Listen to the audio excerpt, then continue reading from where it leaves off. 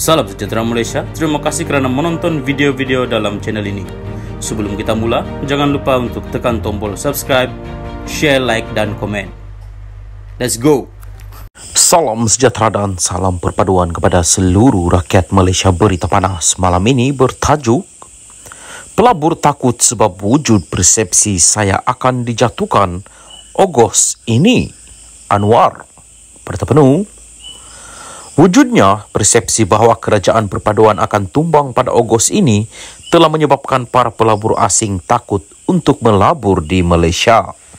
Jelas Perdana Menteri Datuk Seri Anwar Ibrahim, walaupun kunjungan Menteri Pengangkutan Anthony Locke ke Hong Kong baru-baru ini dilihat positif, namun ada dalam kalangan pelabur memaklumkan masih melihat kestabilan kerajaan perpaduan selepas dakwaan beliau akan dijatuhkan. Ada orang kata Ogos ini mungkin Anwar akan dijatuhkan, jadi pelabur tunggu Ogos dulu. Ada baiknya, iaitu pelabur lebih yakin dengan saya daripada mereka pihak yang menyebarkan dakwaan kerajaan jatuh. Dia, pelabur, kata kalau Anwar masih memimpin dan kerajaan masih stabil, dia lebih yakin. Tetapi kalau ganti orang lain, dia tarik balik pelaburan. Ini masalah sikit kepada ekonomi, bukan saya nak kempen untuk kerajaan perpaduan. Tetapi itu kenyataan, katanya pada program Temu Anwar di University Sains Malaysia, Islam Malaysia, USIM, dinilai pada Sabtu.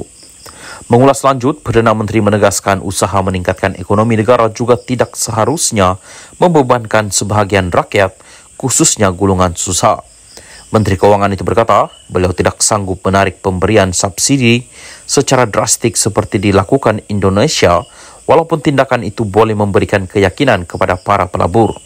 Kalau ikut Indonesia, dia kata subsidi elektrik ini diturunkan drastik, tetapi saya tak sanggup dan saya hanya turunkan bagi golongan kaya. Pelabur pula mereka kira wang. Nampak Indonesia lebih berani turunkan subsidi, jadi itu meyakinkan dan dia ingat itu political will. Tetapi fahaman saya pula, falsafah ekonomi tidak begitu. Saya tidak fikir negara harus berkembang dengan bebankan sebahagian rakyat, terutama yang susah, ujar Anwar. Dalam masa sama, Perdana Menteri berkata langkah yang diambil oleh kerajaan perpaduan ketika ini disifatkan lebih berhati-hati dan berhemat. Indonesia lebih berani menurunkan defisit, tetapi saya turunkan dari 5.6% kepada 5.0% sahaja dan mengambil langkah itu supaya ia tidak menekan rakyat.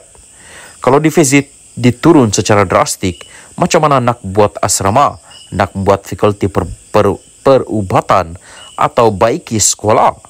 Kalau setuju defisit diturunkan drastik, kita tangguh ini semua dan turunkan defisit bagi pelabur masuk. Tetapi saya ambil pendekatan yang lebih manusiawi dan menekankan esan, kata ahli parlimen Tambun itu. Salam sejahtera dan salam perpaduan kepada seluruh rakyat Malaysia. Berita seterusnya bertajuk Anwar jumpa KJ, pakar ekonomi bincang hala tuju ekonomi. Berita penuh.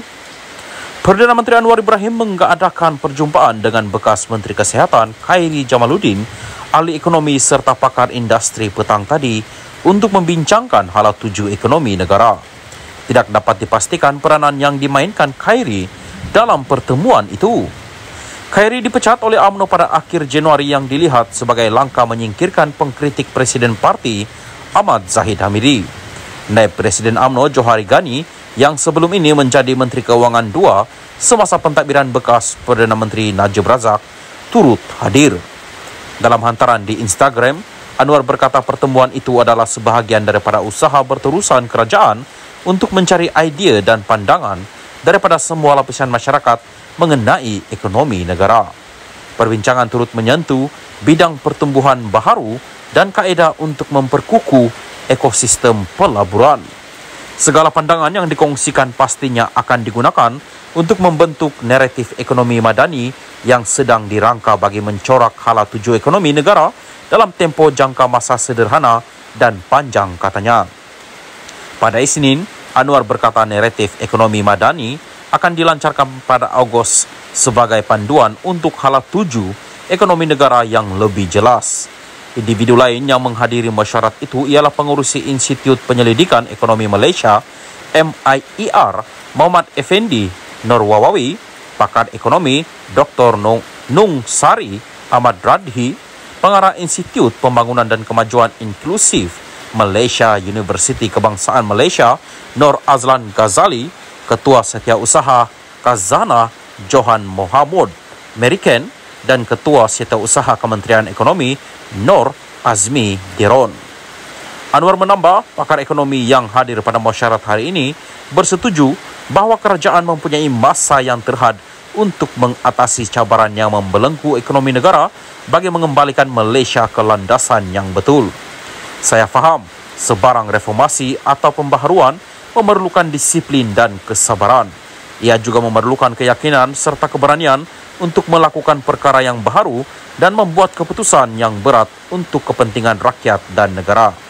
Namun, kerajaan ini tekad dan akan bekerja keras untuk memacu pertumbuhan yang inklusif dan mempan. Pertumbuhan ekonomi bukan tentang angka semata-mata, tetapi mesti menggarap keperluan serta kehendak rakyat, katanya lagi.